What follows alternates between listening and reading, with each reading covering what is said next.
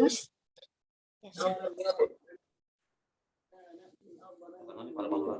oke, lulus. Musibkan ini.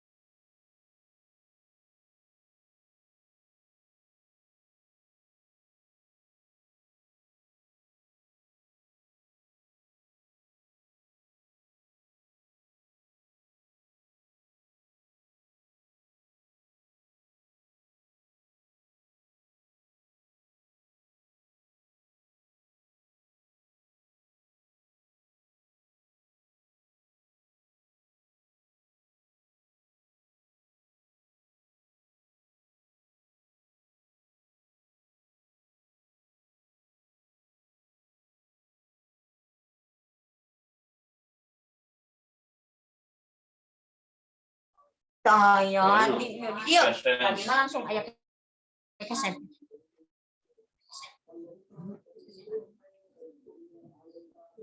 Dari paru.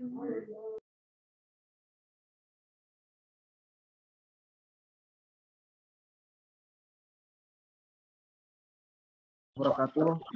Waalaikumsalam.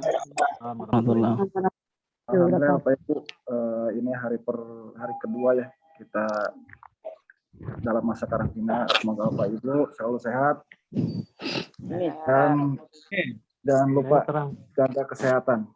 Ya. Baik Bapak Ibu, temanya hari ini yaitu kajiannya itu tentang sejarah Kota Madinah yang akan disampaikan oleh Ustaz Sanjudi. Baik, kepada Ustaz Sanjudi, kami persilakan untuk memulai kajiannya. Baik, bismillahirrahmanirrahim. Assalamualaikum warahmatullahi wabarakatuh. Waalaikumsalam warahmatullahi wabarakatuh. Innal hamdalillah nahmaduhu wa nasta'inuhu wa nastaghfiruh wa na'udzu billahi min syururi anfusina wa min sayyiati a'malina. May yahdihillahu fala mudhillalah wa may yudlilhu fala hadiyalah. Asyhadu an la ilaha illallah wahdahu la syarikalah wa asyhadu anna Muhammadan abduhu wa rasuluh la nabiyya wa la rasula ba'dah amma ba'd. Allahumma allimna ma yanfa'una wanfa'na bima 'allamtana wa zidna ilma. Allahumma arinal haqqa haqqan warzuqna ittiba'ah wa arinal batila batila warzuqna ijtinabah. Rabbi shrah li sadri wa yassir li amri wahlul 'uqdatam min lisani yafqahu qawli. Hadirin bapak-bapak dan ibu-ibu, tamu-tamu Allah, tamu-tamu Rasulullah yang saya hormati dan Allah muliakan, wabil khusus para pembimbing dan para mutawib yang saat ini sedang ada di Kota Madinah. Mudah-mudahan semuanya sedang berada dalam lindungan Allah Subhanahu wa Ta'ala, dilancarkan perjalanan umrohnya dan disehatkan badannya dan juga diistiqomahkan dan disemangatkan ibadahnya. Pertama-tama dan yang paling utama, Bapak Ibu, marilah kita sama-sama memanjatkan puji dan puja kita kehadirat Allah Subhanahu wa Ta'ala, yang dimana Allah Subhanahu wa Ta'ala telah begitu banyak memberikan nikmat kepada kita semua. Sehingga alhamdulillah pada saat ini kita semua sedang berada di Kota Madinah, kota tempat perjuangan Rasulullah SAW, kota tempat di mana wahyu Allah diturunkan. Dan ini adalah kota yang paling suci di antara belahan bumi manapun setelah kota Mekkah. Salawat dan salam semoga tetap terlimpah curahkan kepada baginda alam, Habibana wa Nabiyana wa Maulana Muhammad sallallahu alaihi wasallam. Hadirin para tamu-tamu Allah yang saya hormati dan Allah muliakan. Pada kesempatan ini kita akan berbicara tentang sejarah kota Madinah. Itu judulnya. Nah, kemudian kita akan fokus menjawab pertanyaan-pertanyaan yang dimana ada 5 pertanyaan tentang sejarah kota Madinah. Yang pertama, kenapa Rasulullah Shallallahu Alaihi Wasallam meninggalkan kota Mekah?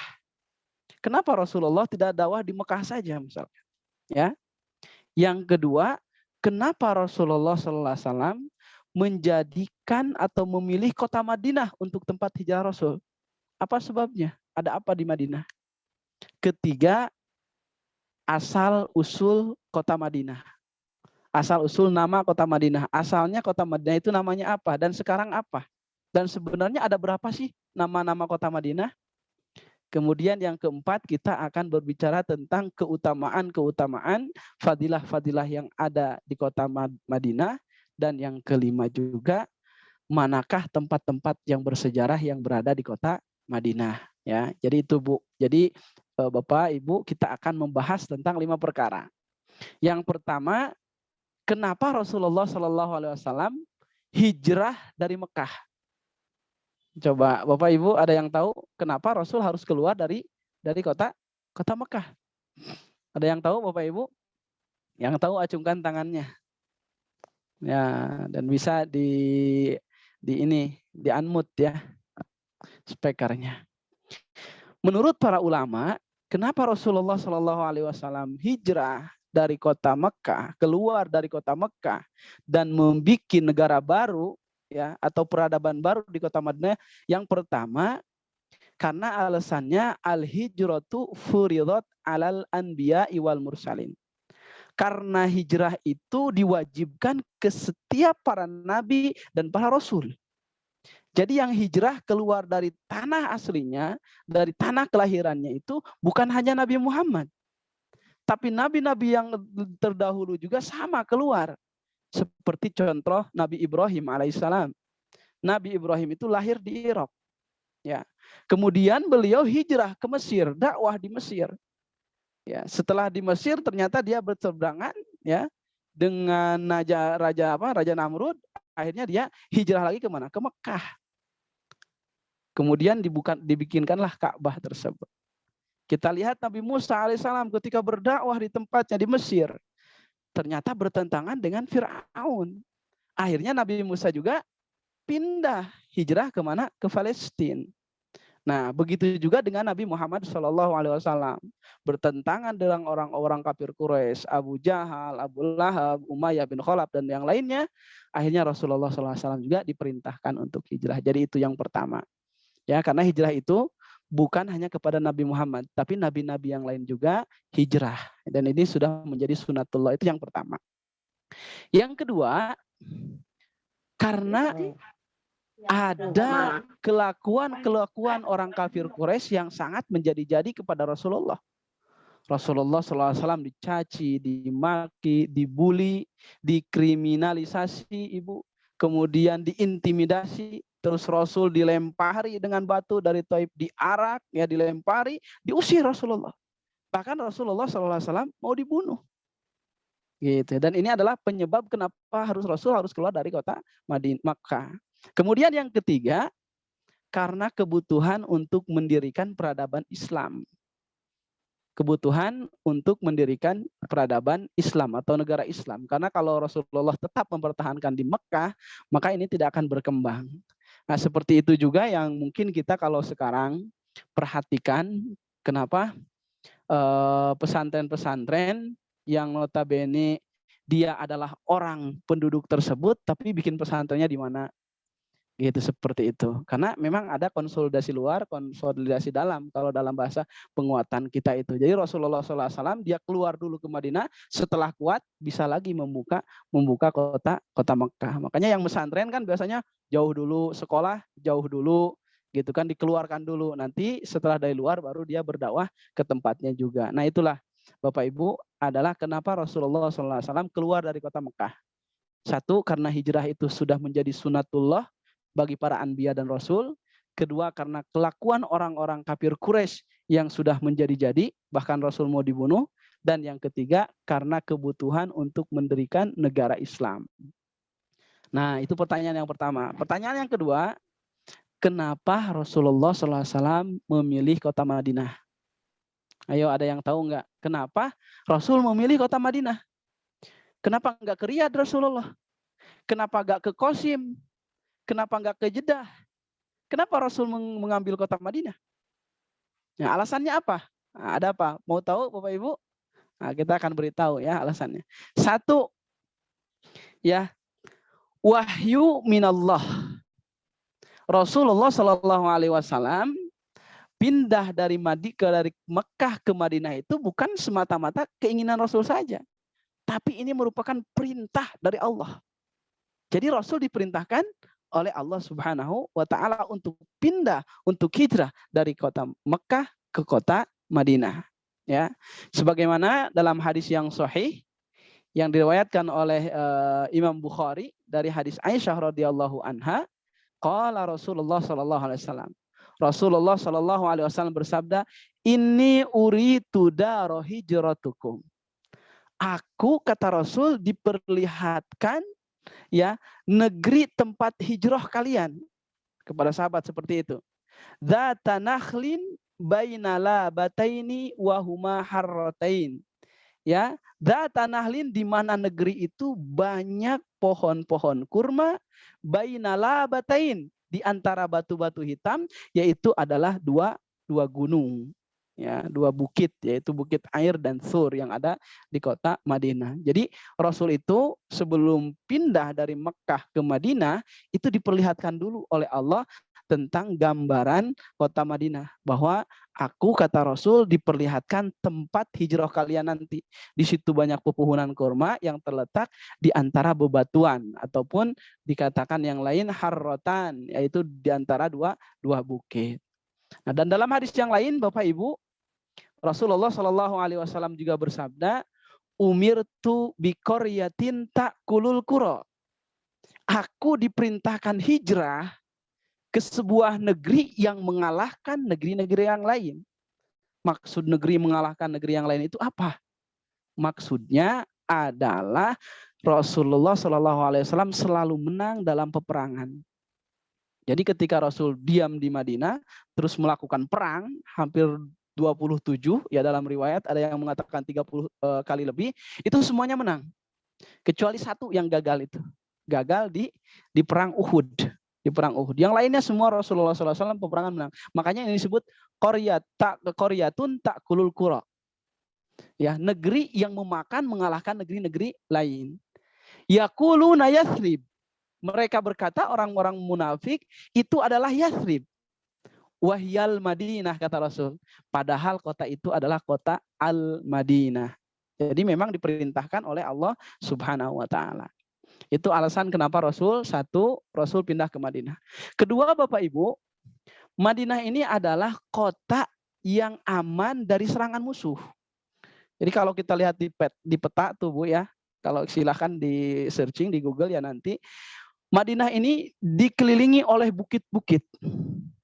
Sehingga susah musuh untuk menyerang kaum muslimin yang ada di kota Madinah. Karena hanya ada satu gerbang, yaitu sebelah utara, yaitu yang Gunung Uhud tersebut. Ya, terjadinya perang Uhud. Jadi kalau daerah itu terbuka, bisa diserang dari segala penjuru, dari segala arah, itu akan cepat kalahnya gitu kan kaum muslimin.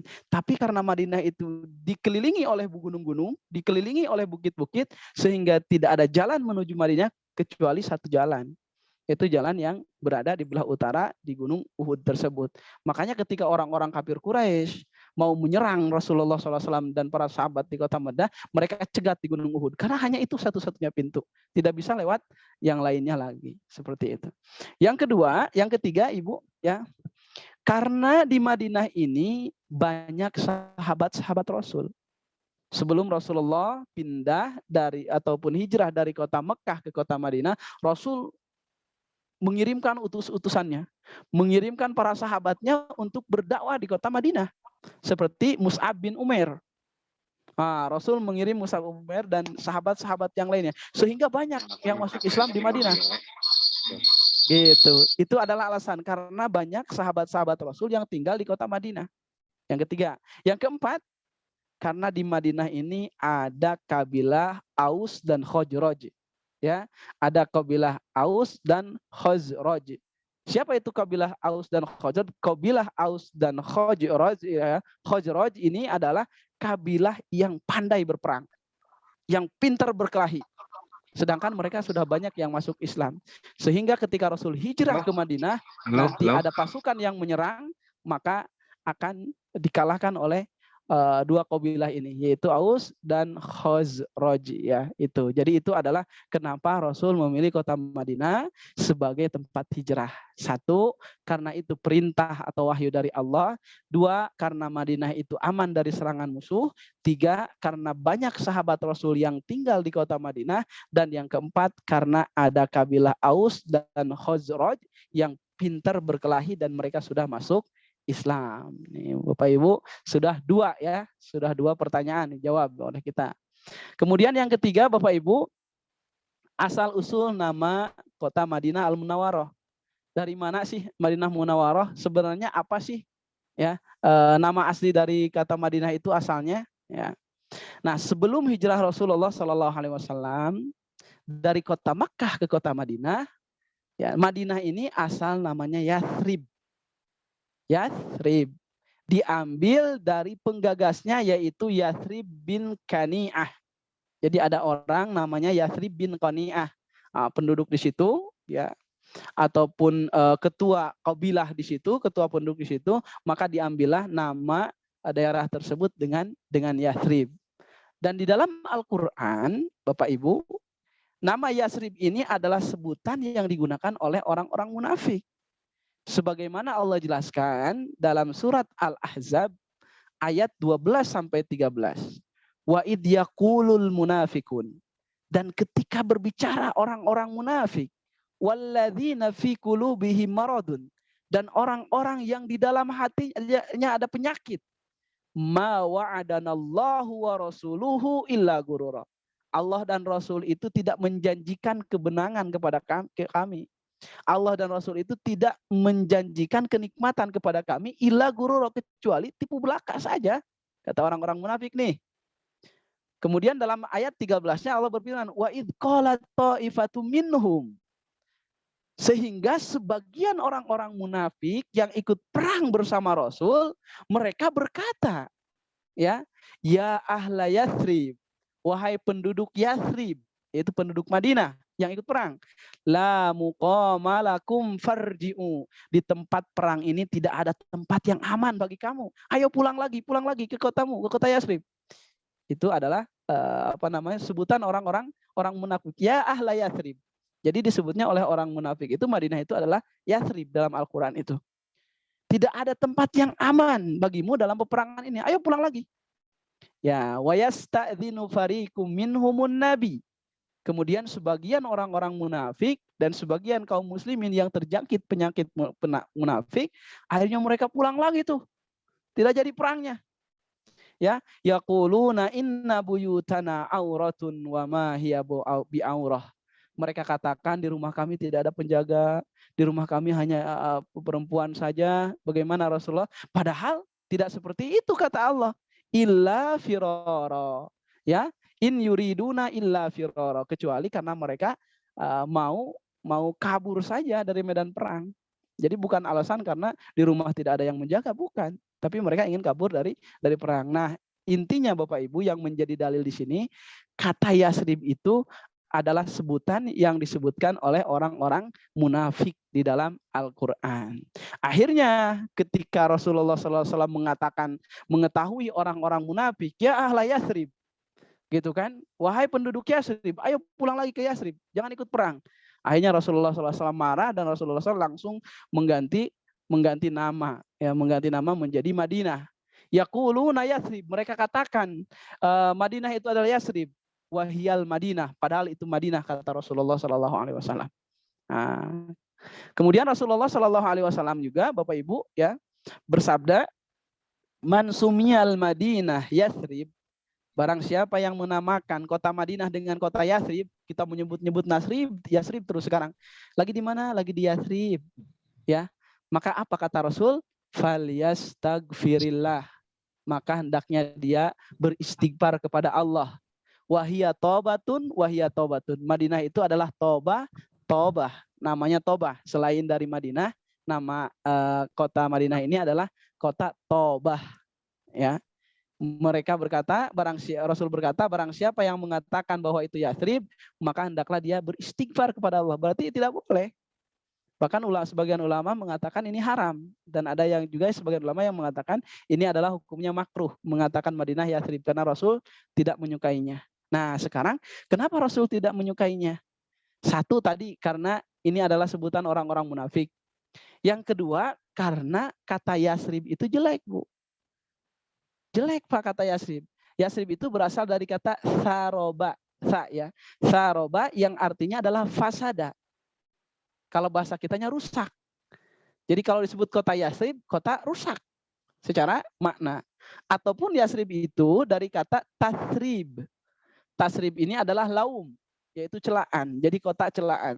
Secara pemaknaan dalam Islam juga tidak baik. Dan Islam mengajarkan kita untuk memberikan nama-nama yang baik. Makanya Rasulullah mengganti nama kota Yathrib jadi kota Al-Madinah.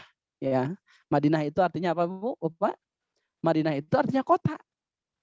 Kalau kampung, Korea. Kalau Madinah, kota. Ya gitu kan. Madinah itu kota. Jadi Rasulullah SAW ingin memberikan gambaran kepada kaum muslimin bahwa daerah ini adalah daerah yang akan maju. Ini kota yang akan maju, ini kota yang akan berkembang gitu kan. Disebutlah oleh Rasulullah Madinah. Ya. Kemudian nih yang keempat, kita 5 ya tadi ya. Apa keutamaan kota Madinah? Keutamaannya apa sih? Coba Bapak Ibu sebutkan satu-satu. Ada yang tahu? Kota para syuhada. Kota para syuhada, betul. Masya Allah. Barakallah dapat hadiah nih. Dari Ya, Ustadznya di sana. Sadiuddin siapkan. Ada kota apa lagi? Ayo. Yang tahu keutamaan kota Madinah nih. Kota tempatnya Toba. Kota tempatnya Toba. Kota tempatnya Toba. Toba itu tempat. Kota tempatnya tempat berarti. Oke, ya. Oke, Ibu, satu keutamaan kota Madinah, ya, boleh dicatat. Kota Madinah ini memiliki banyak nama, itu keutamaan juga. Keutamaan. Kenapa memiliki banyak nama? Karena dalam kaidah Arab, ya, dalam tradisi Arab, ada yang mengatakan kasratul asma tadullu ala syarofil musamma. Banyaknya nama itu menunjukkan agungnya yang diberi nama. Dan ini senada dengan apa yang dikatakan oleh Imam An-Nawawi. Imam Nawawi berkata, wa'lam anna kasratal asma tadullu ala idhamil musamma. Ketahuilah bahwa banyak nama ini menunjukkan betapa agungnya yang diberi nama. Seperti nama Allah. Nama Allah ada berapa? Ayo. Nama Allah ada berapa? 99. 99. Yang kita ketahui yang ada dalam Al-Quran 99. Padahal jauh lebih dari itu. Kita tidak tahu lebih banyak daripada itu nama Allah. Kenapa? Karena mulia Allah. Nama Rasulullah SAW ada berapa? Banyak. Muhammad, Ahmad, Hashir, Aqib, Abul Qasim, dan lain sebagainya. Ya. Nah, jadi dalam kaidah bahasa Arab ada yang mengatakan kasratul asma tadullu ala idhamil musamma. Banyaknya nama ini menunjukkan kepada kemuliaan yang beri nama. Nah, sekarang Bapak Ibu namanya ada berapa? Nah, gitu kan. Namanya ada berapa? Aduh, satu aja saya mah. Nah, kalau banyak kan biasanya pejabat juga gitu, ya. Namanya punya, tapi ketika jadi kapten misalkan dia disebut Pak Kapten gitu kan. Ketika di rumah menjadi apa terus dijuluki lagi. Nah, seperti itulah. Semakin banyak nama, kata orang Arab, berarti menunjukkan kemuliaan kepada orang yang diberi nama. Wa dzakarul mu'arrikhun minal ulama al-qudama. Dan para ahli sejarah, para ahli tarikh, ya seperti Ibnu Katsir di dalam kitab Bidayah wa Nihayah dan Imam Az-Zahabi dalam Syiar A'lam An-Nubala dan yang lain-lainnya, mereka menyebutkan bahwa kota Madinah ini Bapak Ibu memiliki sekitar 118 nama. Allah memiliki 118 nama. Mungkin yang terkenal adalah Madinah, kemudian Yathrib yaitu sebelum Madinah, Tobah, kemudian Toyibah, Qura Ta'kulul Qura, Darul Hijrah, dan yang lain lagi sebagainya. Ya, kita tidak usah menghafalkan ada 118. Capek Bu ya, yang tahu yang penting yang paling masyhur adalah Madinah. Bisa Madinah Al-Munawwarah ataupun Madinah An-Nabawiyah. Ya, bisa Al-Madinah Al-Munawwarah ataupun Madinah An-Nabawiyah. Bahkan orang-orang Madinah tersendiri mengatakannya adalah ya haram. Madinah itu adalah haram. Mau ke mana? Mau ke haram. Haram Madani disebutnya. Haram Madani. Ini ditunjukkan kepada kota Madinah ataupun kepada Masjid Nabawinya disebut dengan Haram Madani. Yang kedua, Bapak Ibu ya, keutamaan kota Madinah adalah kota yang sangat dicintai oleh Rasulullah Shallallahu Alaihi Wasallam. Kalau kita cinta kepada Rasul, maka kita juga harus mencintai apa yang dicintai oleh Rasulullah. Rasul cinta kepada kota Madinah, maka kita juga harus cinta kepada kota Madinah. Ya, dalam hadis yang diriwayatkan oleh Imam Bukhari, Rasulullah Shallallahu Alaihi Wasallam bersabda dalam bentuk doa, Allahumma habib ilainal Madinah kama hubbuna Makkata au asyad. Ya Allah, jatuh cintakan kami ke kota Madinah sebagaimana kami jatuh cinta ke kota Mekah ataupun kami lebih mencintai Madinah daripada kota Mekah, ya. Seperti itu.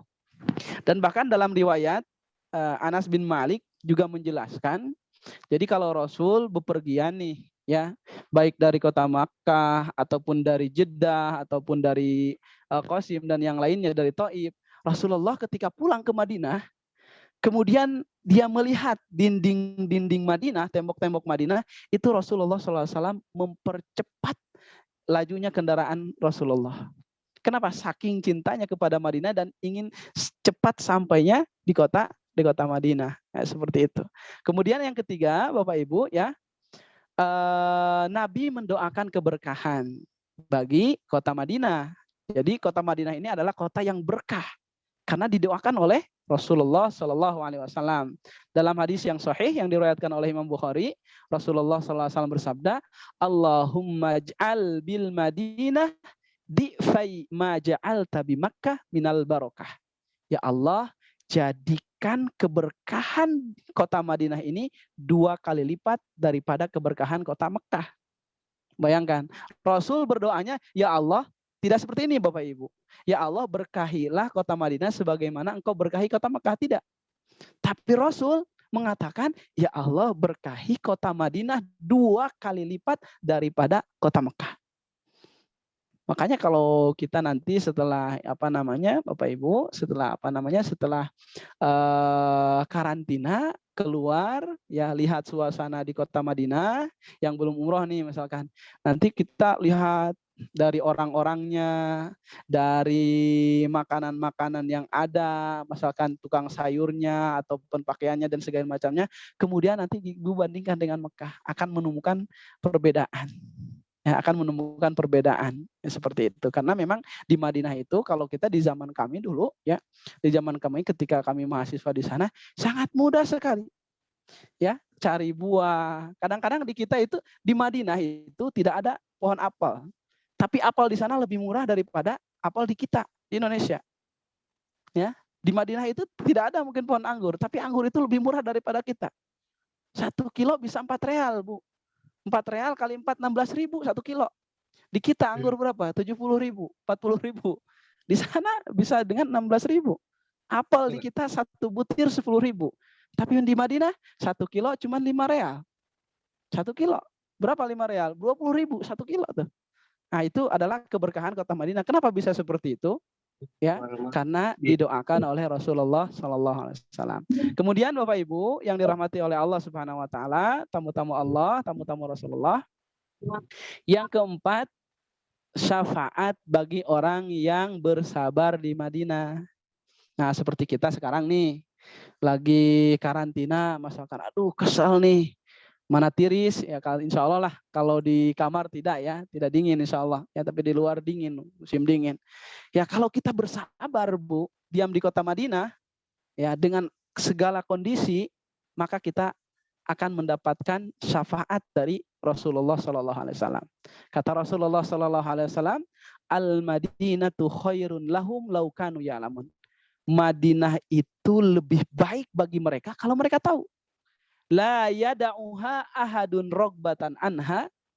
Ya, tidaklah seseorang meninggalkan kota Madinah karena dia benci atau tidak suka terhadap kota Madinah, karena dinginnya atau karena orang-orangnya atau karena lingkungannya, illa abdalallahu fiha man huwa khairun minhu, kecuali Allah akan menggantikan dengan orang yang lebih baik daripada orang tersebut yang meninggalkan Madinah tadi. Wala yathbutu ahadun ala la'awaiha wajahdiha, dan tidaklah seseorang istiqomah terhadap kesusahan dan kesulitan yang ada di Madinah, ya illa kuntulahu syahidan au syafi'an yaumal qiyamah, kecuali aku akan menjadi saksi, aku akan menjadi pemberi syafaat nanti dari kiamat.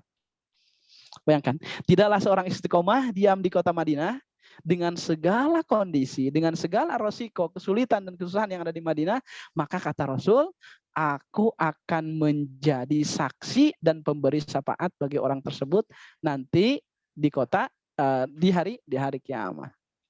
Kemudian yang selanjutnya, Bapak Ibu, keutamaan kota Madinah ini adalah keutamaan meninggal di kota Madinah. Nah, jadi kalau ada orang meninggal di kota Madinah, maka Rasul menjamin jadi syafaatnya. Ya, man istata'a an yamuta bil Madinah falyamut fiha. Barang siapa yang bisa meninggal di Madinah, meninggallah di Madinah. Fa inni asfa'u liman yamutu biha. Karena sesungguhnya aku akan memberikan syafaat bagi orang, bagi jemaah yang meninggal di Madinah. Aduh, Ustaz, enak ya dapat syafaat Rasul. Saya udahlah terjun saja dari lantai 10 misalkan ya, Bu. Pak, nggak boleh juga. Udah saya minum obat aja, racun tidak boleh juga, gitu kan. Sakit nggak usah berobat, mudah-mudahan saya meninggal di Madinah, nggak boleh juga. Maksud Rasulullah SAW akan memberi syafaat kepada orang yang bertahan di kota Madinah. Ya, walaupun dia capek sampai meninggal, misalkan di kota Madinah, tentunya setelah kita melakukan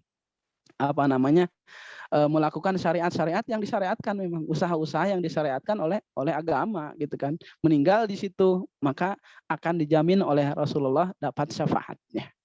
Ya, makanya tong keeng ya Ibu, ya tong sieun. Kita nggak usah takut, nggak usah bimbang ketika sakit di Madinah. Nggak, santai aja. Insya Allah, kalau qadarullah Allah mencabut nyawa kita, setelah kita usaha, insya Allah Rasul yang menjaminnya memberikan syafaat kepada kita. Tapi mudah-mudahanlah kita mah nggak ada ya, apalagi dalam keadaan bersabar. Ya, dalam keadaan bersabar. Kasihan ustadznya capek nanti ngurus-ngurus di sana. Kemudian ini masih banyak Bapak Ibu ya, waktunya sebentar lagi. Ya, kita yang keenam. Madinah sebagai kota haram, ini jelas ya bahwa dalam hadisnya sesungguhnya Ibrahim itu menjadikan kota Mekah haram sebagai kota haram, maka saya menjadikan kata Rasul kota Madinah sebagai kota haram.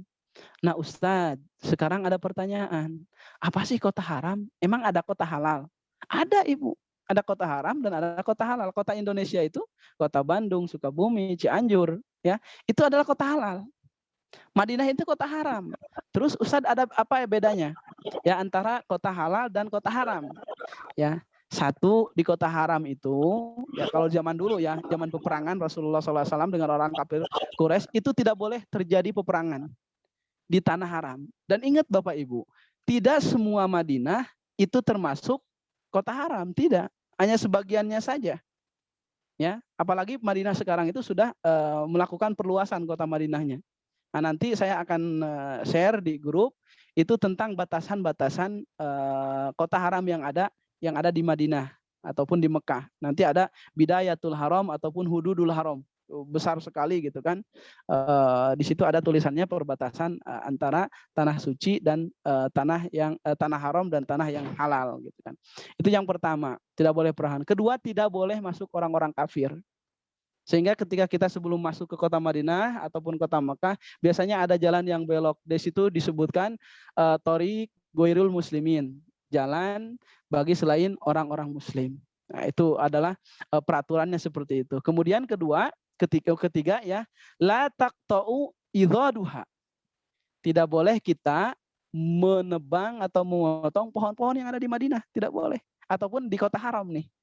Wala yuktalu soiduha, dan juga kita tidak boleh memburu atau membunuh binatangnya. Nah, nanti ada burung cantik-cantik, misalkan bapak ibunya depan hotel, kemudian ibu misalkan jatuh cinta kepada burung tersebut, diambil, dimasukkan ke kamar, mati burungnya. Nah, maka ibu kena dam, walaupun ibu sedang tidak berihram. Karena itu tidak boleh, walaupun tidak berihram, tidak boleh karena itu adalah di tanah suci. Itulah kenapa disebut dengan kota haram. Dan ada juga ulama yang mengatakan bahwa di kota haram ini keutamaan beribadah itu dilipat gandakan dibandingkan dengan tanah-tanah yang lainnya. Baik Bapak Ibu, kita lanjut ya ke pertanyaan yang kelima. Ini dan adalah pertanyaan yang terakhir. Ya, tempat-tempat apa saja yang bersejarah yang berada di kota Madinah? Nah, kalau kita kunjungi itu ke tempat mana saja nih yang bersejarah dalam peradaban Islam yang dibawa oleh Rasulullah SAW di Madinah ini? Oke, yang paling masyhur satu, apa Ibu? Ada yang tahu? Ayo, Bapak ada yang mau jawab? Coba sebutkan kota-kota bersejarah. Satu, apa? Percetakan Al-Quran. Percetakan Al-Quran bersejarah. Kira-kira di zaman Rasul udah dibuat belum? Belum. Belum. Belum ya peradaban Islam. Oke. Ada yang lain? Itu oleh Malik Fahad, Raja Malik Fahad ya. Makam Baki. Oke, Makam Baki. Terus apa lagi? Masjid Nabawi. Masjid Kuba. Oke. Betul sekali Ibu. Kenapa kita lupa? Masjid Nabawi. Masjid Nabawi. Masjid Nabawi, betul. Ya. Itu bukti sejarah yang paling besar yang ada di kota Madinah adalah Masjid Nabawi ya. Masjid Nabawi ini adalah masjid yang kedua kali dibangun oleh Rasulullah SAW setelah Rasulullah SAW tiba di kota Madinah. Karena Rasulullah yang pertama itu membangun Masjid Kuba. Jadi Masjid Nabawi ini ya dibangun oleh Rasulullah SAW pada tahun pertama Hijriah atau 622 Masehi. Ya, dalam proses pembangunannya itu sama seperti kita ya, Rasulullah SAW meletakkan batu pertama, kemudian diikuti oleh para sahabat-sahabat yang lainnya. Abu Bakar dulu, Umar, Utsman, Ali, kemudian oleh sahabat-sahabat yang lainnya ya. Dan saat itu Bapak Ibu ya, Masjid Nabawi itu masih menghadap ke arah Baitul Maqdis, ke Palestina. Ya, belum, karena apa? Karena belum ada perintah untuk berpindah kiblat ke Mekah. Ya, jadi dulu itu Masjid Nabawi itu masih mengarah ke arah Baitul Maqdis, bukan ke Mekah. Ya, karena peralihan kiblat itu setelah Rasulullah SAW 2 tahun di Madinah atau setahun 17 bulan. Ya, 17 bulan di Madinah. Karena Rasul banyak berdoa kepada Allah, akhirnya dipalingkanlah kiblat. Dan di sekitar Masjid Nabawi ini, Bapak Ibu, Rasulullah SAW membuat rumah-rumahnya. Ya, salah satunya rumah dia dengan keluarganya Aisyah, dengan yang lainnya, gitu kan, seperti itu. Dan sekarang Hujratul Rasulullah, ya, rumah Rasulullah itu sudah masuk ke dalam bagian Masjid Nabawi. Nah, kemudian Bapak Ibu, ya, apa sih keutamaan Masjid Nabawi? Sebentar lagi kan kita masuk nih ke Masjid Nabawi. Masjid Nabawi itu apa sih keutamaannya? Ya, yang pertama ya, masyhur sekali, mungkin Bapak Ibu juga sudah tahu ini, bahwa sholat di dalam Masjid Nabawi itu lebih baik daripada 1000 kali sholat di masjid yang ada di kita di Indonesia ataupun di kota Madinah di masjid yang lainnya.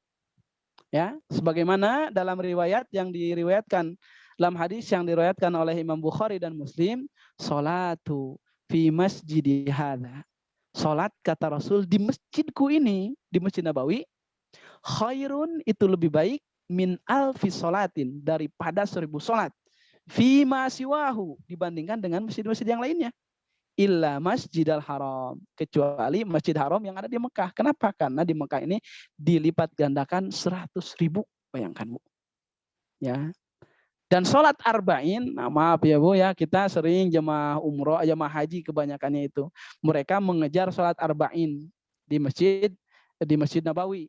Karena kalau sholat di Masjid Nabawi arba'in, itu akan terbebas dari azab neraka dan nifak.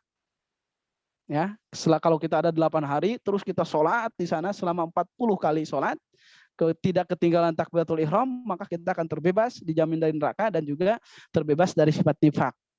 Dalam hadis yang diriwayatkan oleh Anas bin Malik, bahwasanya Nabi SAW bersabda, "Man shalla fi masjidi arba'ina sholatan." Barang siapa yang sholat di masjidku ini, Masjid Nabawi, gitu kan, arba'ina sholatan, 40 kali sholat, la yafutuhu sholatun, dan dia tidak pernah absen dalam sholatnya, ya, duhurnya di masjid, misalkan asarnya tidak di masjid. Kutibat lahu bara'atun minan nar wa bara'atun minan nifaq. Maka akan ditulis untuknya terbebas dari api neraka dan terbebas dari sifat nifaq. Tapi yang perlu kita ketahui, Bapak Ibu, hadza haditsun dhaifun. Ini hadisnya dhaif. Tidak boleh kita beribadah bersandarkan atas hadis dhaif. Cuman ada hadis yang menguatkan hadis ini. Hadis yang mana? Hadis yang diriwayatkan oleh Imam Tirmidzi. Ya, sebagaimana Rasulullah SAW bersabda, ya, man shalla lillah, barang siapa yang sholat untuk Allah, arba'ina yauman, 40 hari ataupun arba'ina sholatan, 40 kali sholat, fi jama'atin, dalam berjamaah, yudrikut takbiratul ula, dia mengikuti takbiratul ihram pertama, kutibat lahu bara'atani, bara'atun minan nar wa bara'atun minan nifaq. Maka dia akan terbebas dari api neraka dan terbebas dari sifat nifaq. Hadis yang pertama, Bapak Ibu, tidak menyebutkan Masjid Nabawi. Hadis yang kedua tidak menyebutkan Masjid Nabawi. Nah, mafhum mukhalafahnya atau kesimpulannya, kalau di masjid biasa saja 40 kali sholat, tidak ketinggalan takbiratul ihram, kita dibebaskan oleh Allah dari neraka dan sifat nifak, ya, apalagi kalau kita sholatnya di Masjid Nabawi, ya. Makanya nanti kita nggak boleh balas-balasan, ya, nggak boleh kedul. Kalau kata Ustadz Usep, guru kita kemarin, ya kita harus selalu berdoa, doa yang mujarab, Allahumma paksakan, ya, sengantuk apapun, semalas apapun, kalau sudah waktunya sholat di Masjid Nabawi, waktunya sholat, maka pergilah ke Masjid Nabawi untuk melaksanakan. Capek kita jauh-jauh dari Indonesia ke sana, waktu sholat malah diam di kamar. Bukannya kita mau pahala yang banyak, gitu kan? Maka jangan siakan kesempatan ini. Kemudian mengunjungi Masjid Nabawi ini menjadi pahala. Mengunjungi saja menjadi pahala. Sebagaimana Rasulullah SAW bersabda, la tasyuddur rihal illa salasati masajid.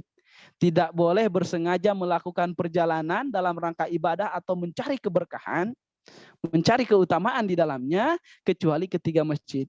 Masjid Haram, Masjid Nabawi, ya, dan Masjid Aqsa yang ada di Palestina. Jadi mengunjunginya saja kita sudah mendapatkan keberkahan atau pahala dari Allah Subhanahu wa taala. Kenapa? Kata Ibnu Hajar, karena masjid-masjid tiga ini adalah masjid yang dibangun oleh para nabi. Ya, makanya sangat utama sekali dibandingkan dengan masjid-masjid yang lainnya. Kemudian Ustadz, di Masjid Nabawi itu ada apa saja? Nah, pertanyaan, tempat-tempat yang bersejarah di Masjid Nabawi itu ada apa saja? Satu, Bapak Ibu, ada yang dinamakan dengan Raudhoh. Nah, mungkin masyhur juga nih, ya. Apa itu Raudhoh? Raudhoh itu ya Raudhoh taman. Nah, kalau Riyad taman-taman, Raudhatun Riyadun, bahasa Arab itu Raudhoh satu, Riyad itu taman-taman.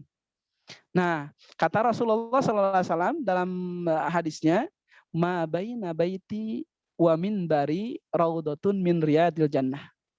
Antara rumahku, kata Rasul, dan mimbarku, di situ ada raudhah, ada taman dari taman-taman surga. Bayangkan ada taman dari taman-taman surga, Bapak Ibu. Ya. Nah, Ustaz, tapi sepertinya biasa saja.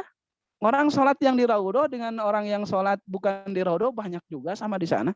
Apa sih? Apakah seperti itu taman surga itu ya Ustaz? Ya, maka kita perlu kaji apa yang dimaksud dengan taman surga di sini. Nah, para ulama ada 3 pendapat, Ibu ya. Maksud dengan taman surga itu seperti apa? Yang pertama, ya, anna hadzal makan yushabbihu raudhatil jannah fi husuli sa'adah wa tumaninah liman jalasa fihi. Karena tempat ini ya hampir sama dengan taman-taman yang ada di surga dari sudut pandang sakinah, Ibu. Ketentrangan, ketenangan, ketentraman yang ada di sana. Dan kata para ulama, dengan banyaknya malaikat yang masuk ke sana. Jadi banyak sekali malaikat yang masuk ke raudhah sebagaimana malaikat yang ada di surga. Sehingga ketika kita sudah masuk ke raudhah, hati kita itu tenang aja, Bu. Hati kita itu tentram banget, Pak, kalau kita masuk ke raudhah. Kita akan bisa rasakan. Nanti itu kita masuk ke Masjid Nabawi, hati mulai tenang tuh. Salat di Masjid Nabawi gitu kan, tempat-tempat biasa. Tapi kalau kita sudah masuk ke raudhah, itu Bapak Ibu silakan, ada ketenangan tersendiri ketika kita masuk ke raudhah. Dan ini tidak akan bisa dirasakan kecuali oleh orang-orang yang bersih hatinya. Makanya ketika kita masuk ke raudhah itu bersihkan hati kita. Ibu-ibu jangan saling dorong. Kita pengen ibadah di raudhah tapi menyakiti orang lain. Bapak-bapak saling siku gitu kan. Gak usah. Kita pasrahkan ke Allah. Ya Allah, kalau memang saya kebagian harus ke raudhah, Engkau takdirkan saya harus masuk ke raudhah, ibadah di sana, lancarkan ya Allah. Seperti itu. Bersihkan hati kita. Fokuskan ibadah di dalamnya. Dan raudhah ini merupakan tempat yang mustajab. Bapak Ibu, tempat diijabahnya doa. Ya, dan kapan kita harus banyak berdoa? Kata Rasul, kita itu harus banyak berdoa. Yang paling didengar oleh Allah itu ketika sujud. Dalam hadisnya, wa amma firruku fakabbiru rabbakum au addimu rabbakum. Kalau kalian ruku, ya agungkanlah Tuhanmu. Wa amma fis sujud. Adapun kalian ketika sujud, fa'akthiru fihi du'a. Maka perbanyak doa di sana. Ya. Jadi itulah uniknya Islam itu. Ya, kepala kita nempel di bumi, ternyata doa kita sampai ke langit, didengar oleh Allah yang ada di langit. Semakin kita merendah, Bapak Ibu, semakin ditinggikan derajat kita oleh Allah Subhanahu wa Ta'ala. Nah, jadi salah satu trik ketika Bapak Ibu masuk ke raudhah, karena itu biasanya di waktu. Di waktu ya, di raudhah itu di waktu. Kemudian kalau orang sudah sholat, maka itu akan diusir sama penjaganya. Udah sholat, kemudian kita berdoa, lama doanya, itu akan diusir, mengganggu kehusuan doa kita. Maka yang terbaik doa itu Bapak Ibu ketika sujud. Tidak mungkin petugas juga mengusir kita sedangkan kita lagi sujud. Padahal kita lagi doa kepada Allah. Doanya di mana Ustaz? Dalam hati saja. Karena kalau sholat tidak boleh ngomong. Ya gitu kan, kecuali dengan doa-doa yang ada dalam Al-Quran. Ya, kecuali dengan doa-doa yang ada di dalam Al-Quran. Kemudian Ustaz, di Masjid Nabawi ini ada apa saja? Ada apa lagi selain raudhah, tempat-tempat yang bersejarah? Nah, di Masjid Nabawi ini ada makam Rasul kita, makam Nabi Muhammad Shallallahu Alaihi Wasallam. Dalam hadis, man zaroni ba'da mauti faka'anna mazaroni fi hayati. Barang siapa yang mengunjungiku, kata Rasul, setelah aku mati di makamku itu, seakan-akan dia menziarahiku atau berkunjung kepadaku ketika aku hidup. Ya, wa man zaroni bil Madinah muhtasiban, dan barang siapa yang menjarahiku, berkunjung ke tempatku, ke makamku di Madinah semata-mata karena Allah, kuntulahu syafi'an syahidan yaumal qiyamah. Maka aku memberikan syafaat dan menjadi saksi di hari kiamat. Tapi lagi-lagi Bapak Ibu, juga hadis ini adalah hadis yang dhaif. Ya, hadis yang dhaif. Kemudian kalau kita mau ziarah ke makam Rasul, ziarah saja, Ibu. Dan ziarah ini hukumnya sunnah.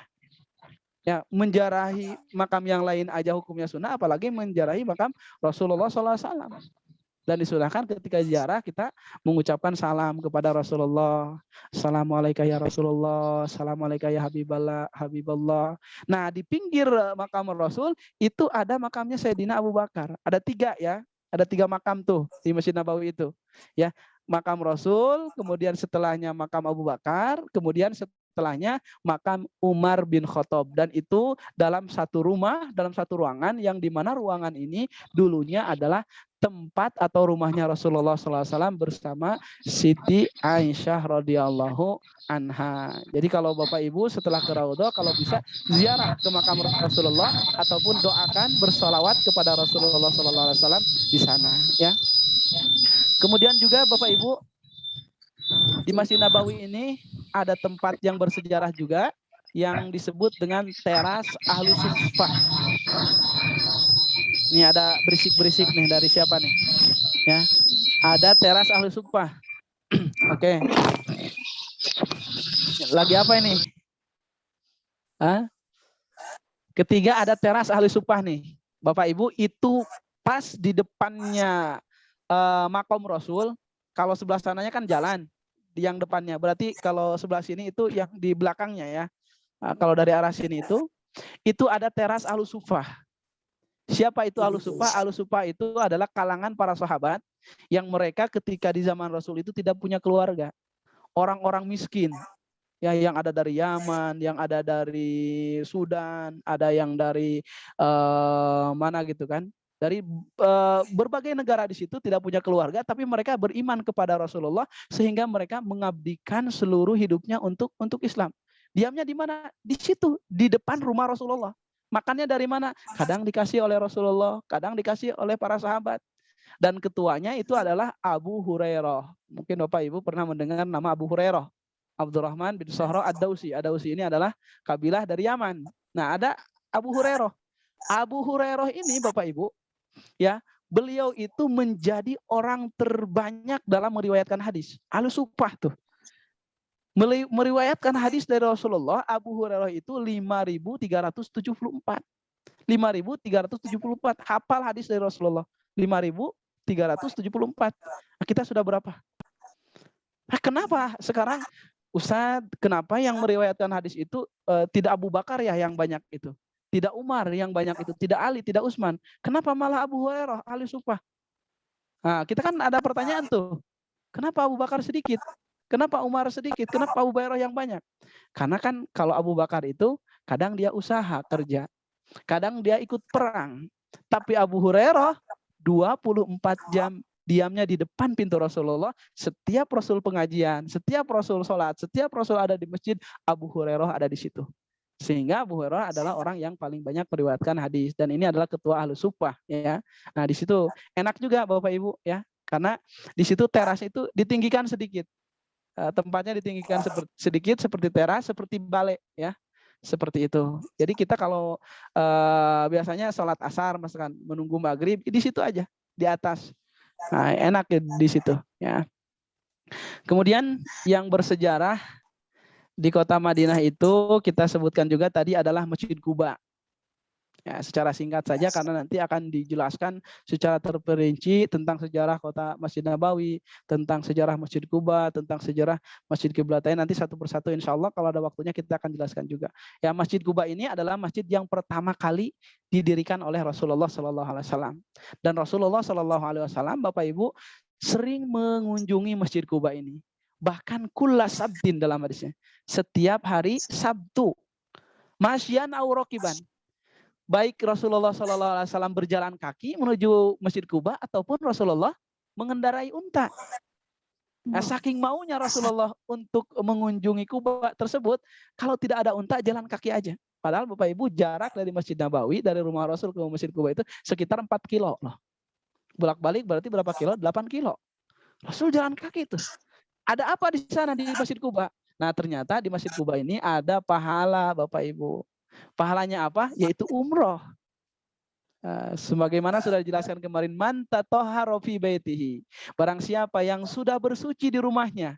Kalau kita di hotel, gitu kan? Barang siapa yang sudah bersuci di hotelnya, tsumma ata masjidi Quba, kemudian dia datang mengunjungi Masjid Quba, fasalla fihi salatan, kemudian dia melakukan salat. Ada yang mengatakan fasalla fihi rakaatain, ada yang mengatakan kemudian dia salat 2 rakaat, kana lahu ka ajri umratin. Maka dia akan mendapatkan pahala seperti pahala umroh. Umrohnya kita ke Mekah belum, tapi kita salat 2 rakaat di Masjidil Quba, maka kita akan mendapatkan pahala umroh. Subhanallah. Jadi Rasul membiasakan setiap hari Sabtu tuh. ya, hari Sabtu. Kita nggak tahu nih keliling Mekahnya, Madinahnya kapan. Mudah-mudahan bertepatan dengan hari Sabtu. Walaupun tidak bertepatan dengan hari Sabtu, tapi kita tetap mendapatkan sunnah Rasulullah SAW.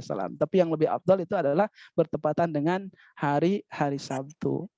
Kemudian tempat yang bersejarah di Madinah itu adalah Jabal Uhud, Gunung Uhud. Ya, Gunung Uhud ini adalah gunung yang menjadi saksi bisu peperangan antara kaum muslimin dan kaum kafir Quraisy.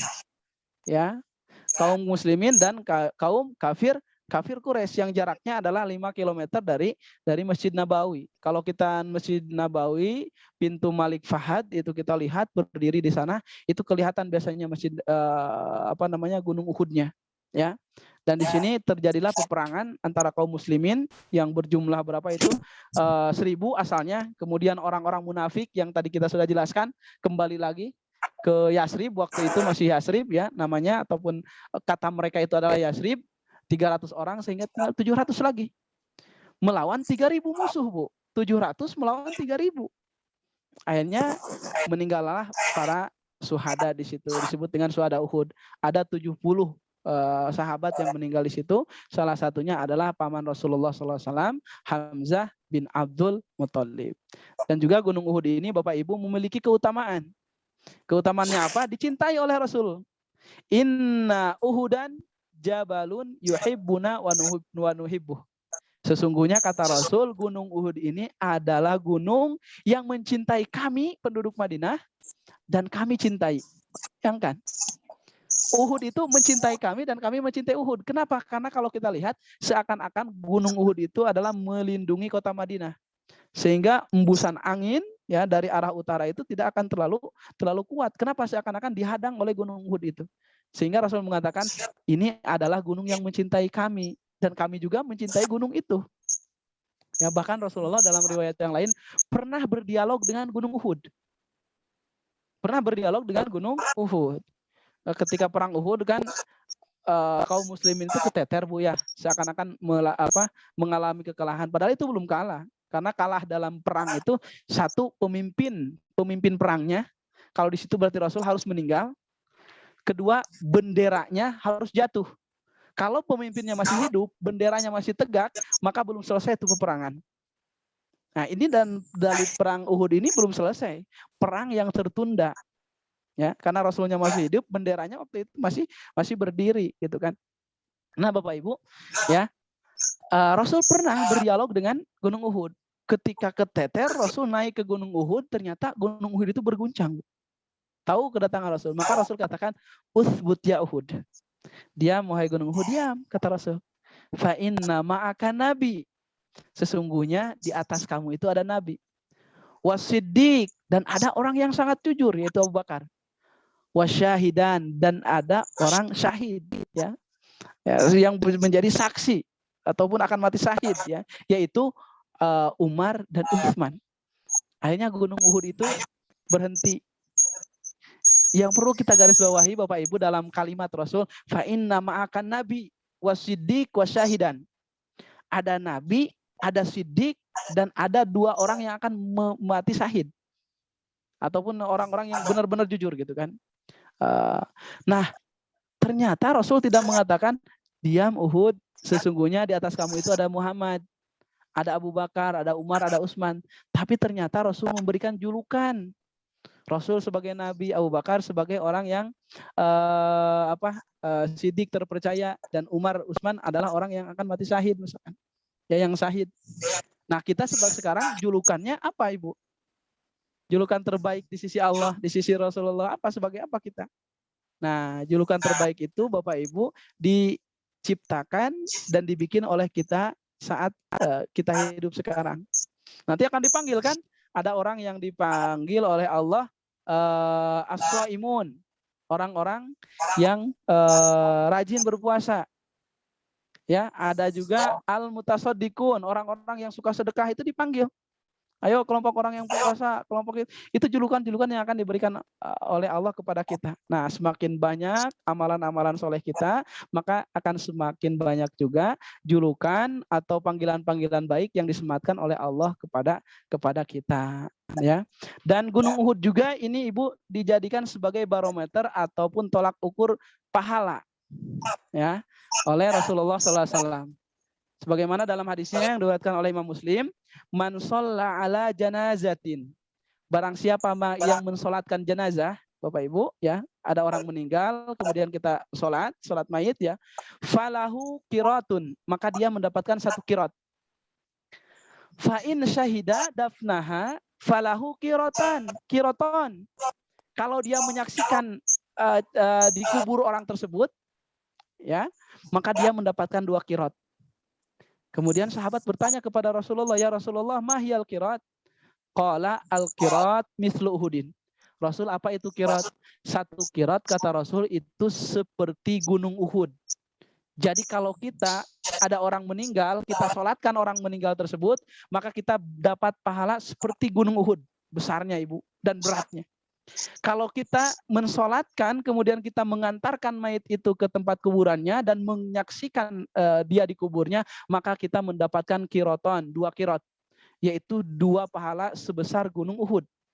Ya, nah kita bayangkan kalau kita sholatnya di Masjid Nabawi, Bapak Ibu, kalau kita sholatnya di Masjidil Haram, 1 kali sholat kita mensolatkan jenazah yang pahalanya adalah sebesar gunung Uhud. Kalau di Masjid Nabawi ada yang meninggal, Bapak Ibu, kita sholat, kita akan mendapatkan 1000 pahala sebesar gunung Uhud. Makanya Bapak Ibu, ya, kalau ada biasanya setelah sholat asar, setelah sholat zuhur atau sholat subuh, diumumkan bahwa setelah sholat itu langsung sholat jenazah. Ya, sholat jenazah, maka harus ikut di situ. Nanti mudah-mudahan dibimbing, Ustadz, tanya silakan Ustadz-Ustadznya, pembimbing-pembimbingnya, Ustadz bagaimana tata cara sholat jenazah yang benar, doanya apa, silakan pelajari. Karena ini pahala yang sangat besar sekali.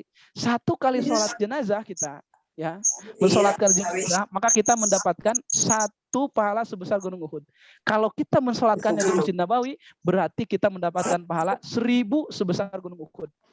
Apalagi yang laki-lakinya ikut misalkan mengantar jenazah tersebut, kemudian kita menyaksikan pemakamannya di makam baki, ya, maka kita mendapatkan 2 qirat ataupun 2 pahala sebesar gunung Uhud. Kalau di Masjid Nabawi berarti berapa, Bu, Bapak Ibu? 2000 pahala sebesar gunung Uhud. 2000, Pak.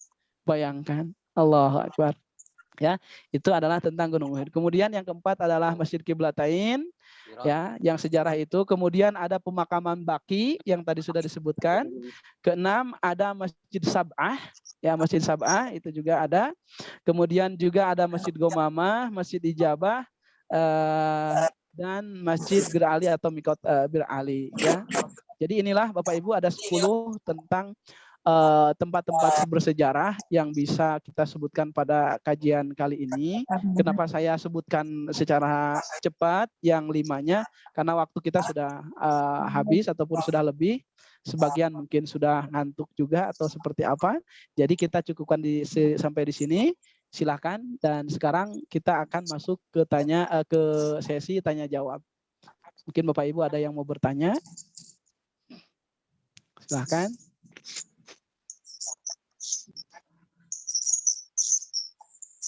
Ustadz Yudin, Pak Yudin, mangga. Untuk sementara cukup jelas, Pak Ustadz. Terima kasih banyak. Masya Allah, alhamdulillah kalau jelas. Ya nanti insya Allah secara terperincinya akan dijelaskan juga sama Muttoib, sama Ustadz-Ustadz ketika kita berziarah, ya, ketika kita keliling kota Madinah, insya Allah. Alhamdulillah, terima Insya Allah kasih kalau Ustadz dari Ya, Khairul Wisata, sama-sama. Ustadz. Bapak Ya, Ibu Masya barangkali Allah. ada yang mau bertanya, silakan. Ustadz, jadi himbauannya kepada jemaah adalah ketika Ya. ada sholat jenazah setelah sholat 5 waktu, sebaiknya jemaah ikut melaksanakan sholat maid, gitu ya Ustadz? Betul Karena sekali itu. pahalanya begitu besar sekali. Betul. Jadi Ustadz, yang saya mau tanyakan lagi supaya jemaah jangan ragu, biasanya kita kan melaksanakan sholat sunnah setelah sholat 5 waktu. Nah biasanya sholat jenazah itu akan segera dilakukan setelah sholat 5 waktu. Nah, mana dulu yang perlu kita kerjakan? Apakah sholat sunnahnya dulu dengan buru-buru atau kita ikut sholat jenazah dulu, baru mengikuti sholat sunnah yang biasa kita laksanakan. Gitu Ustaz. Terima kasih ya Ustaz. Assalamualaikum Sama-sama warahmatullahi Ibu. wabarakatuh. Waalaikumsalam warahmatullahi wabarakatuh. Baik ya Ustaz, mana yang harus didahulukan? Sholat sunnah dulu, apakah sholat jenazah? Ya, yang harus didahulukan itu Ibu ya, kita setelah sholat itu disunnahkan oleh Rasulullah untuk berzikir. Ya, minimal zikir itu subhanallah 33 kali, subhanallah alhamdulillah 33 kali, dan Allahu Akbar 33 kali, dan baca-baca yang aurat yang lainnya disunahkan. Nah, ketika kita membaca itu nanti sekitar ada 2 menit atau 3 menit biasanya diumumkan langsung kalau ada yang meninggal, karena tidak setiap habis sholat ada yang meninggal, enggak gitu kan. Nah, kalau memang dari 3 menit itu jedanya tidak ada, maka kita lakukan sholat sunnah. Ustadz, gimana kalau kita keburu melaksanakan sholat sunnah? Lagi sholat sunnah, tiba-tiba shollu ala mayit atau mayitati atau ala amwat gitu kan? Kita gimana ini? Apa buru-buru atau kayak gimana? Ibu, batalkan saja, nggak apa-apa. Batalkan aja sholatnya. Batalkan sholatnya, nggak usah udah buru-buru juga ngapain. Sholat yang buru-buru kan tidak diterima. Kalau kita tidak tumaninah rukunya, tidak tumaninah sujudnya, tidak diterima sholatnya. Karena itu rukun. Tidak sah. Gitu kan, maka batalkan saja, udah Allahu Akbar, imamnya manggil untuk sholat ini, udah batal saja, bismillah, batalkan, ikut dengan dekat imam untuk melaksanakan sholat jenazah. Nah, setelah sholat jenazah baru sholat sunnah, lagi seperti itu ya Ibu ya.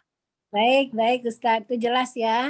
Ya betul. Saya agak ragu juga memberitahu kepada jemaah mana yang mesti didahulukan gitu loh Ustadz. Harapan kita semuanya kita dapat. Sholat jenazahnya kita dapat, sholat sunnah tetap kita laksanakan. Ya Ibu, ya karena kalau kita sholat, misalkan kita melanjutkan sholat sunnah, kan mayitnya nggak kayak di kita. Kalau sudah disolatkan di sana itu langsung dibawa lari, Bu. Kita sholatnya gimana gitu kan? Seperti itu. Jadi sholat jenazah aja selagi jenazahnya ada di situ. Kalau sudah nggak ada kan kita susah. Kalau sholat sunnah kan walaupun sudah setengah jam, 10 menit setelah kita sholat wajib itu masih bisa. Seperti itu ya. Oke, mudah-mudahan bisa dipahami. Ya, sama-sama Ibu. Mangga yang lain. Baik, ada lagi ya Pak Ibu yang mau bertanya, silakan.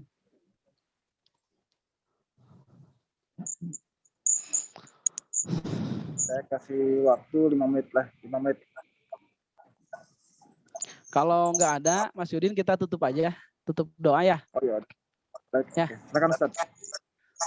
Baik Bapak-bapak, Ibu-ibu, ya tamu-tamu Allah, tamu-tamu Rasulullah. Mudah-mudahan apa yang saya sampaikan bermanfaat, khususnya bagi saya pribadi dan umumnya bagi kita semua ya, menjadi bekal. Assalamualaikum Ustaz. Kita semua. Oke, ya ada yang bertanya lagi? Ya, mangga. Bagaimana keutamaan sholat berjamaah di masjid dan di hotel, sedangkan kita dalam keadaan karantina? Bagaimana keterangan Ustaz? Assalamualaikum. Oke, waalaikumsalam warahmatullahi wabarakatuh. Ya, baik, pertanyaannya Ustadz, bagaimana keutamaan sholat berjamaah? Apakah kalau sholat berjamaah kita di hotel masih mendapatkan pahalanya, ataupun pahala berjamaah itu hanya di masjid saja? Ya, Rasulullah SAW bersabda, sholatul jamaati khairum min sholatil fadhi bi sab'in wa ishrina darajah. Sholat yang dilakukan secara berjamaah, ya, itu lebih baik daripada sholat yang dilakukan sendiri sebanyak 27 darajat atau 27 kali. Kalau sholat kita 1 kali tanpa berjamaah pahalanya 1, kalau kita sholat 1 kali dengan berjamaah maka pahalanya 27 ya. 27 derajat itu ada yang mengatakan seperti itu. Nah, di dalam hadis ini Bapak Ibu, Rasul tidak menetapkan sholatnya harus di masjid, tidak. Sholatnya harus di lapangan. Tidak. Di mana saja sholatnya, yang penting berjamaah. Yang penting berjamaah. Dan sebaik-baiknya jamaah adalah yang paling banyak jamaahnya. Sebaik-baiknya jamaah adalah yang paling banyak jamaahnya. Jadi kalau kita bisa melaksanakan sholat di masjid dengan berjamaah dan banyak jamaahnya, maka itu yang kita tuju di masjid. Tapi kalau kita tidak bisa ke masjid, di rumah, maka seharusnya kita juga berjamaah, walaupun hanya dengan istri kita, walaupun hanya dengan anak kita. Apalagi Bapak Ibu, kita sedang lagi masa karantina sekarang. Maksakeun nih ke Masjid Nabawi gitu kan. Susulumputan bahasa kita ya, sembunyi-sembunyi gitu kan. Itu tidak boleh. Ya, tidak boleh. Bahkan ibu bapak, kalau bapak ibu sudah merindukan Masjid Nabawi, sudah ingin sholat di Masjid Nabawi, kemudian kita terhalang karena COVID, ya, karena wabah, tapi kita sudah niat ingin sholat di situ, maka kita mendapatkan pahala tanpa kita harus sholat di tempat itu. Ya. Barang siapa manhamma bihasanatin, barang siapa yang sudah berniat untuk melakukan kebaikan, kemudian terhalang oleh sesuatu, maka Allah sudah catatkan kebaikannya. Kita mau sholat di Masjid Nabawi, terhalang dengan proses karantina, maka Allah sudah tetapkan pahalanya buat kita. Ibu, bapak sholat di hotel secara berjamaah, maka akan mendapatkan pahala seperti sholat di Masjid Nabawi. Allahu Akbar ya.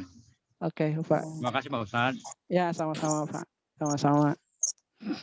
Assalamualaikum Pak Ustadz, mau nanya lagi Pak Ustadz. Waalaikumsalam, mangga Pak, mangga. Mohon maaf. Ya, Assalamualaikum warahmatullahi wabarakatuh. Waalaikumsalam warahmatullahi wabarakatuh.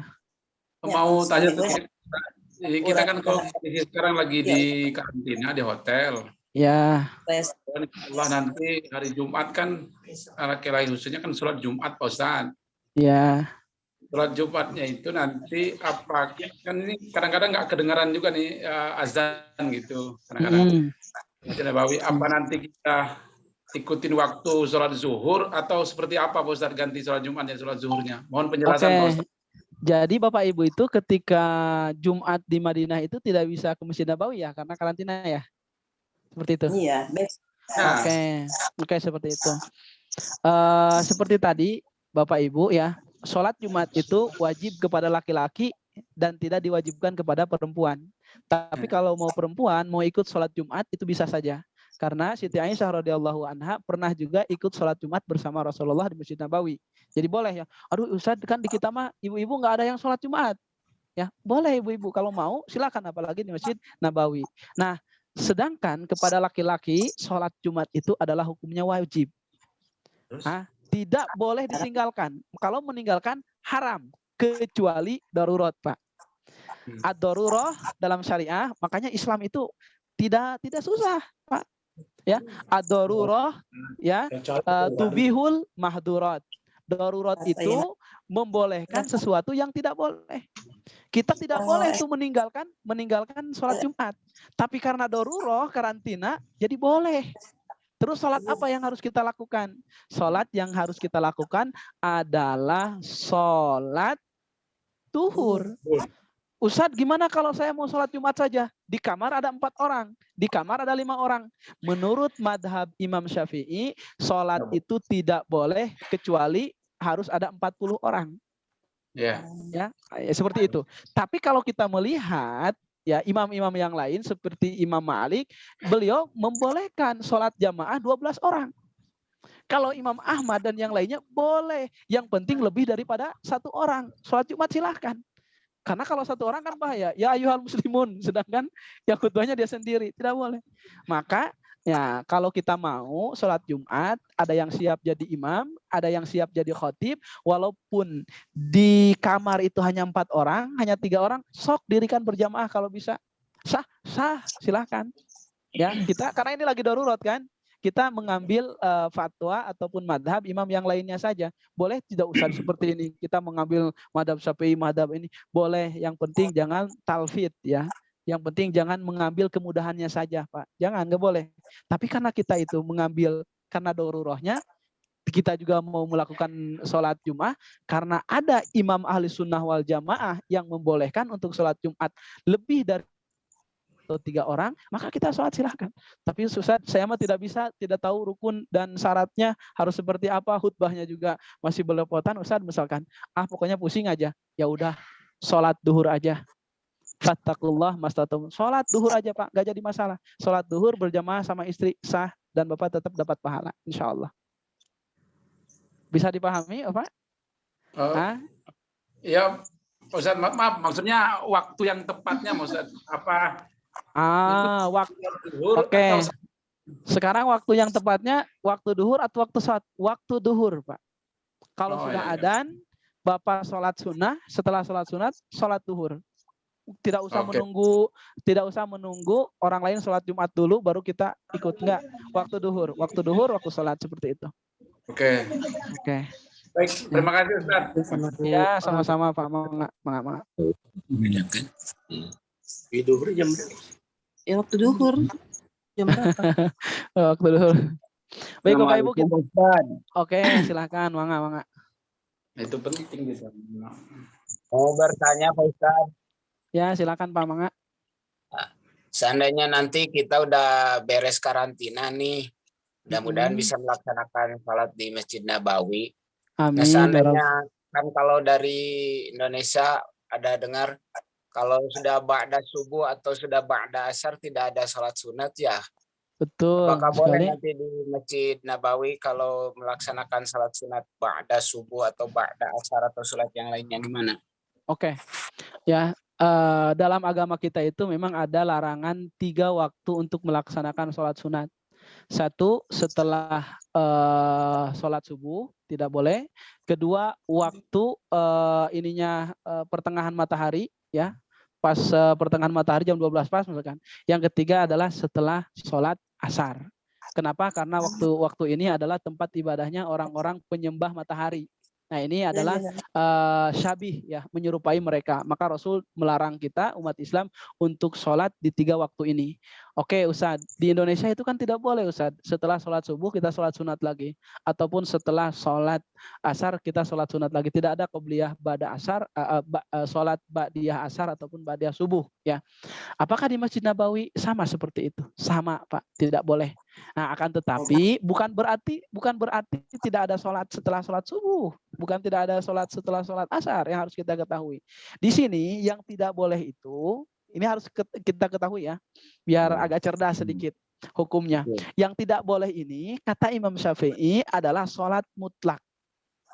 Sholat mutlak itu adalah sholat yang tanpa sebab. Tapi kalau kita memiliki sebab-sebab untuk melakukan sholat, maka sah-sah saja sholat. Contoh sebabnya apa? Ustaz abdi tadi sholat subuh. Toh sholat subuh teh abdi teh ke kacai misalkan ke hotel dah kuat. Saya mau mau BAB misalkan di Masjid Nabawi ternyata full. Akhirnya saya pulang ke hotel Ustaz. Setelah itu saya kembali lagi ke masjid. Saya mau tahiyatul masjid. Maka kata Imam Syafi'i itu boleh karena ada sebabnya. Ya. Ataupun Bapak Ibu kita memang boleh, ataupun gini, sebagian ulama mengatakan kita membiasakan ba'diyah subuh nih. Jadi qobliyah subuh, kemudian kita ketinggalan kita qobliyah subuhnya ketinggalan. Kan itu sholatul fajri khairun minad dunya wa ma fiha. Sholat 2 rakaat sebelum sholat subuh itu lebih baik daripada dunia dan seisinya. Kita sudah membiasakan Pak sehari-hari di Indonesia ataupun di mana gitu kan. Pas waktu itu kita ketinggalan tidak melaksanakan sholat ba'di qobliyah subuh 2 rakaat. Itu bisa dikodok kata ulama setelah sholat subuhnya. Yang tidak boleh itu adalah ketika kita sholat mutlak yang tidak ada sebabnya. Ya, apalagi misalkan dari kalangan Nahdiyin ataupun yang ini gitu kan, sebagian ada yang mengatakan ada sholat rogoib, ada sholat tobat, ada sholat yang seperti itu. Nah, itu adalah sholat-sholat yang tidak ada sebabnya, ya, yang tidak dibolehkan. Ya, seperti itu. Adapun sholat-sholat mengkodo ataupun sholat datul asbab yang ada sebab-sebabnya, maka itu boleh saja. Itu madhab Syafi'i ya. Tapi kalau madhab Imam Malik, mutlak itu tidak boleh. Kenapa? Karena sholat itu sunnah, sedangkan larangan itu haram. Yang sunnah dengan yang haram, yang lebih kuat itu yang haram. Maka mendingan tinggalkan yang sunnah, karena berbentrokan dengan yang haram. Itu kalau kita kaji dari segi usul fikihnya. Ini kan yang bertabrakan itu yang sunnah dengan yang haram. Itu kan gak selevel Pak. Kalau yang sunnah dengan yang makruh itu satu level. Yang haram itu levelnya dengan yang wajib. Sholat mah sunnah, larangan mah haram. Maka ketika berteberangan mana yang lebih kuat, yang haram, maka yang lebih afdol ditinggalkan. Insya Allah. Nah, kalau kita mau sholat, setelah sholat subuh, Bapak tunggu 15 menit. Itu namanya sholat isyraq. Ya, sholat awal waktu duha, ataupun ulama mengatakan sholat isyraq itu adalah sholat duha di awal waktu. Setelah terbit matahari, kemudian dilebihkan sedikit lah, gitu kan, setelah terbitnya matahari, kemudian lebih sedikit, atau 15 menit, sekitaran 15 menit, maka gitu boleh melaksanakan sholat. Dan itu juga kan setelah sholat subuh. Ya, jadi kita berdiam dulu di di masjid setelah sholat subuh, maka kemudian kita baca Al-Quran. Kalau sudah terbit mataharinya, ya bukan fajar, terbit matahari, kita tunggu lagi 10 menitan atau 15 menit ya sampai terlihat seujung tombak ya, ataupun ukuran 15 menit lah, baru kita sholat di situ. Cuman yang saya tekankan kepada para jamaah ya, itu kalau kita tidak ada agenda dan kegiatan bersama. Jangan sampai kita ada agenda ziarah, misalkan keliling kota Madinah atau kota Mekah, kita nunggu isyraq lama, jam 7:30 masih di masjid. Ustadznya sudah kemana-mana, cari di mana jemaah, padahal lagi sholat. Ya, itu yang harus kita perhatikan. Kalau kita lagi santai, sok tunggu sampai sholat isyraq di situ. Ya, kalau ada kegiatan mah jangan. Oke, baik Bapak Ibu, mungkin ini yang bisa saya sampaikan karena di sini sudah adzan asar Bapak Ibu ya. Kita harus sholat berjamaah juga ya. Dan kita cukupkan sampai di sini. Saya lagi di Indonesia, Pak. saya lagi Indonesia, enggak lagi di Mekah ya. Saya lagi di Indonesia. Ya, saya doakan mudah-mudahan Bapak Ibu semuanya sehat, lancar proses ibadah umrohnya, dan marilah kita sama-sama berdoa kepada Allah. Allahumma salli wa sallim wa barik amin. Bismillahirrahmanirrahim. Hamdan syakirin, hamdan naimin, hamdan yu'afi ni'amahu wa yukafi mazidah. Ya Rabbana lakal hamdu kama yanbaghi li jalali wajhikal karim wa li adhimi sultanik. Allahumma salli ala sayyidina Muhammadin fil awwalin. Allahumma salli ala sayyidina Muhammadin fil akhirin.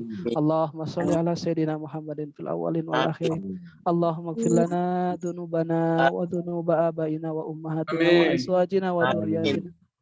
Allahumma inna nas'aluka salamatan fid din wa afiatan fil jasad wa ziyadatan fil ilmi wa barakatan fil rizqi wa taubatan qabla al maut wa rahmatan indal maut wa maghfiratan ba'dal maut. Allahumma hawin alaina fi sakaratil maut wa najata minan nar wal afwa indal hisab.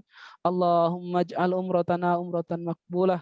Allahumma ij'al umratana umratan maqbulah. Allahumma ij'al umratana umratan maqbulah bi rahmatika ya arhamar rahimin. Rabbana zalamna anfusana wa illam taghfir lana wa tarhamna lanakunanna minal khasirin. Rabbana atina fid dunya hasanah wa fil akhirati hasanah wa qina adzabannar. Bi subhana rabbika rabbil izzati amma yasifun wa salamun alal mursalin walhamdulillahi rabbil alamin. Al-Fatihah. Bismillahirrahmanirrahim. Bismillahirrahmanirrahim. Alhamdulillah. Iyyaka na'budu wa iyyaka nasta'in. Shiratal mustaqim. Ya Ibu, terima kasih kepada semuanya. Saya izin ya. Saya izin. Assalamualaikum warahmatullahi wabarakatuh. Waalaikumsalam warahmatullahi wabarakatuh. Alhamdulillah ya Rabb. Jam 2, sejam setengah. Ya. Udah empat lah. Iya.